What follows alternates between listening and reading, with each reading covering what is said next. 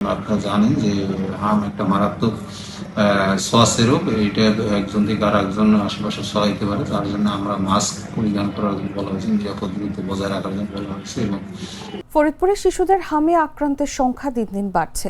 সর্বশেষ মঙ্গলবার একদিনে হাসপাতালে চিকিৎসা দিতে আনা হয়েছে 10টি শিশুকে। এ অবস্থায় অভিভাবকদের চিকিৎসা বিধি মেনে সতর্ক থাকার পরামর্শ দিচ্ছেন সংশ্লিষ্ট চিকিৎসকরা। মঙ্গলবার বিকেল পর্যন্ত ফরিদপুর মেডিকেল কলেজ হাসপাতাল ও জেনারেল হাসপাতালে মোট 24 জন হামে আক্রান্ত শিশু ভর্তি ছিল। খোঁজ নিয়ে জানা গেছে, বিভিন্ন স্থান থেকে এ সময় বিশেষ করে নিউমোনিয়া ও হামে আক্রান্ত শিশুদের চিকিৎসা দেওয়ার জন্য হাসপাতালে নিয়ে আসছেন অভিভাবকেরা। হাসপাতালের জরুরি ওয়ার্ডে শিশুদের নিয়ে ভিড় করছেন তারা। ওয়ার্ডগুলোতে স্থান সংকুলান না হওয়ায় তাদের মেঝেতে বিছানা পেতে চিকিৎসা নিতে হচ্ছে।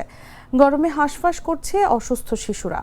ফরিদপুর জেনারেল হাসপাতালের আবাসিক চিকিৎসক medical officer doctor Ganesh Kumar Agarwal জানান, হামের প্রকোপ বৃদ্ধি পাওয়ায় 6টি শিশুকে জেনারেল হাসপাতালে ভর্তি করা হয়েছে। এদের একজনের শ্বাসকষ্ট বেশি হওয়ায় তাকে ঢাকায় প্রেরণ করা হয়েছে। তিনি বলেন, হাসপাতালে ভর্তি 2টি শিশু হামের টিকা নেয়নি বলে জানা গেছে। ফরিদপুরের বিভিন্ন স্বাস্থ্য প্রতিষ্ঠানে এই বছরের শুরু থেকে 42 জন রোগী হাম সাসপেক্টেড হিসেবে ভর্তি হয়েছে এবং সেগুলো আমরা যথাযথ ট্রিটমেন্ট পেয়েছি। সর্বশেষ গতকাল আমাদের ফরিদপুরে 16 জন রোগী ভর্তি ছিল, আজকেও 10 জন রোগী ভর্তি হয়েছে।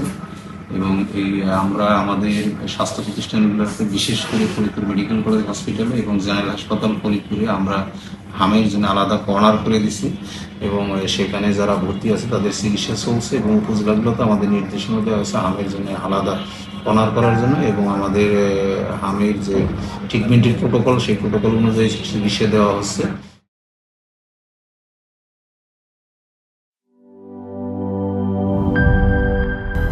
200-র বেশি সার্ভিস ও ফিচারে লেনদেনের সব বিকাশ অ্যাপে সম্ভব।